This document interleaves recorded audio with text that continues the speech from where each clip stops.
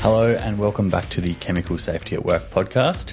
It's great to have Mel back in the studio this week after her recent trip to Japan. How was it? The pics looked awesome. It was amazing. Thanks, Pat. Such a great time. Yeah. Lots of sightseeing, lots of good food, good people, and a bit of snowboarding in there as well. Lovely. Yeah, I'm definitely keen to go to Japan. For sure. Sounds great. In this episode, we wanted to revisit everyone's favourite topic, lithium-ion batteries. So we just want to talk about some of the risks involved with lithium-ion batteries again, and that's for a couple of reasons, right, Mel? For sure. So firstly, we've been in contact with Fire and Rescue New South Wales, and they've given us their most up-to-date statistics regarding lithium-ion battery fires in the state, as well as their take on the risks they present in 2025. Secondly, our feeds and inboxes have been full of major incidents caused by faulty lithium-ion batteries. That's already happened this year, and it appears that the rapidly advancing rate of battery fires is set to continue. Yeah. And some of those events really highlight the potential devastation that these devices can cause, and we really think that's worth considering. We just compiled a list of those headlines and recent incidents that we want to run through. So let's get into it. So yeah, as you said, we've been in touch with the spokeswoman from Fire and Rescue New South Wales. The reason we wanted to speak to them is because we really consider them Australia's leading authority on battery fire risks, battery management and fire prevention, as well as emergency response practices. Yeah, we believe they're putting out the best safety information with absolutely awesome resources on their website, and they're really leading the way forward in this area. So thank you to them. If you want to go check out more information, you can access the resources on www.fire.newsouthwales.gov.au. Yeah. And so, I'll just read out some of what they told us now. So they said, lithium-ion batteries are still the fastest growing fire risk in New South Wales. Fire and Rescue attended 317 lithium-ion battery fires in 2024, and that equates to almost one per day. However, the figure is expected to increase as they finalise and confirm incident data from the end of last year. Yeah, that's massive. And there's since been a significant increase in lithium-ion battery fire incidents. So 272 incidents in 2023. That was marking a 66% increase from the 165 incidents in 2022. As of February 10 this year, there have been 25 battery fires already in New South Wales, and 13 of those happen in just 1 week. Fire and Rescue statistics indicate that people are 4 times more likely to be injured by a fire which originates from a lithium-ion battery in comparison to other fire types. Yeah, well, that really shows how vicious these fires can be. Hey? Yeah. So in 2024, New South Wales recorded its first 2 fatalities due to a lithium-ion battery fire. Fire and Rescue say it is essential to understand and manage risks to protect life and property.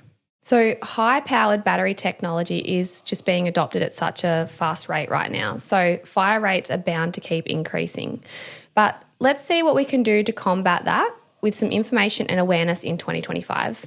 And so, we just have a list of some of those battery fire events that have made their way into our inboxes already in 25. Most are Australian cases, but there are some examples from overseas just because we think they highlight specific risks or something unique about the event. So in 2024, in July, an e-bike battery explosion in a multi-storey unit block in Sydney saw 7 people treated for smoke inhalation. The same month, 2 caravans were destroyed by a fire in a Bundaberg dealership after a lithium-ion battery caught fire near mattresses. So from August, this is outside of Australia, there was an EV battery fire which engulfed a Tesla truck after a highway crash. The Tesla semi-fire needed 50,000 gallons of water to extinguish. Yeah, wow. Also from August, there was a new battery crackdown in New South Wales. So after the huge rise in fires in Australia, there's actually now new requirements for products being sold in New South Wales with batteries. Yeah. In November, 3 people were hospitalised after a suspected e-scooter fire engulfed a garage in Sydney's south. And in December, in Hillsborough, a fire investigator determined a house fire to be caused by a battery failure while charging as well. Yeah, all too common. And coming to 2025, in January, there was smoke that billowed from a Wollongong garage after an e-scooter fire. Chinese power tool manufacturer faces class action over fire-prone lithium batteries. And half of businesses experience lithium-ion battery incidents, published by the Eastern Daily Press, which surveyed 501 UK businesses conducted by the Norwich-based insurance company. Yeah. We've seen a few of those manufacturer battery recalls as well across the world. So consider the sources of your batteries. products, your batteries. Absolutely. And there was another Cybertruck up in flames. So Tesla catches fire amid quiet battery recall. Also in January, and these few are from the same event, these headlines here. So a fire breaks out at a huge battery site in California. Fire reignites at California battery plant after evacuations amid toxic smoke. Officials waiting for Moss Landing power plant fire to burn out. I think they paint a bit of a picture around lithium-ion batteries and the specific risks and hazards there. So the Monterey County Supervisor Glenn Church said, after thorough discussions with our local fire officials, it is clear that there is no proven way to put out one of these fires once it has reached this magnitude. Attempts to put out battery fires at other sites have only worsened the situation. Water is used initially only when the batteries start to heat, not when flames have emerged. I find the lack of a proven system to extinguish the fires highly alarming. So North Monterey County Fire Protection District Fire Chief Joel Mendoza said, fire flare-ups caused high-intensity flames. This is normal for lithium-ion battery fires. We knew it was going to happen. Not good. Okay, now back to Australia. There was a family of 7 makes miraculous escape from 2-storey house after horror fire spreads uncontrollably in Sydney's south.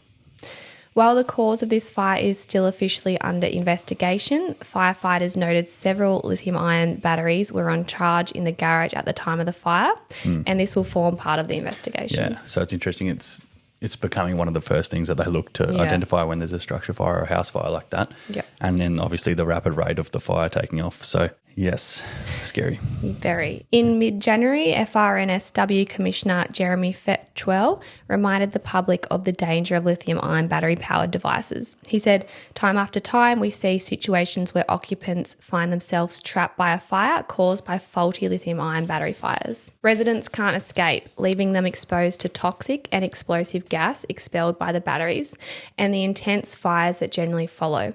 These types of blazes are often more intense than regular fires due to the energy stored in the batteries, and they burn faster.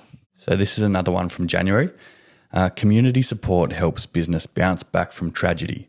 On January 21, a family business, Power Batteries, in Nairn, South Australia, had its workshop destroyed in an e-bike battery fire. These next ones are the same incident. Gold Coast unit explodes in flames as hot e-scooter battery put in a freezer. And man's dramatic escape from Gold Coast fire after e-scooter battery explodes at Southport home. The firefighters in that instance said that the man had tried to cool an overheating battery by putting it in the freezer and said rechargeable batteries in thermal runaway should never be put in the freezer. And this one's from January 30. Melbourne warehouse fire fueled by lithium-ion batteries sends smoke over Cheltenham. Lithium-ion battery fire prevents police from saving driver stuck in a burning Tesla. So that's just going to show the challenges that are presented to emergency services as well, just as these, especially EV lithium-ion batteries, are so large and powerful, hot and intense, they can't get close enough. Yeah, and that's all just happened just in January. So in February 2025, a man was injured by shrapnel in e-scooter explosion at Sadler in Sydney. Lithium battery completely destroys plane just before takeoff. 176 people emergency evacuated.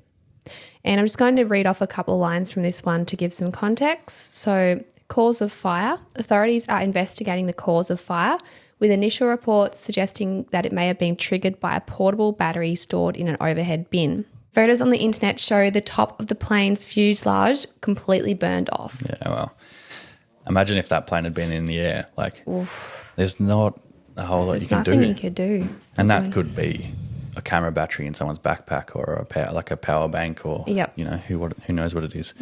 So from these stories, you really get a sense of those specific risks and the specific fire hazards posed by batteries and the severity of a battery fire and the potential consequences. Yeah, there's a lot at stake here. So battery fires are explosive, fast burning, extremely hot. They release toxic fumes and are near impossible to extinguish. So we've got a few tips in here on how to store and handle lithium-ion batteries. Don't overcharge them. Monitor charging and unplug them at between 80 and 100% charge, but just don't leave them on charge overnight. Store and charge them in cool, dry locations. Select a safe surface to charge on, preferably a hard, non-combustible surface. Correct certified high-quality charger. Handle batteries with care to avoid damage, and inspect batteries for damage before using them or putting them on the charger. Consider the location and the surroundings of your batteries, especially powerful batteries like e-bike batteries. Don't leave them in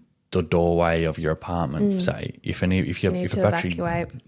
You're stuck. Discard dead batteries with the terminals taped at registered recycling drop points, and use dedicated battery storage and charging devices. Thanks, Pat, and thanks to those listening to today's episode. I hope you found this insightful, learning about the risks and the events that have been happening recently. Please stay safe out there, spread the word about for battery safety measures. If you see a situation that doesn't look safe, point it out and help educate and inform your friends, families, colleagues and neighbours. For more information on lithium-ion battery safety, head to the resources page on the Storemaster website or www.fire.newsouthwales.gov.au.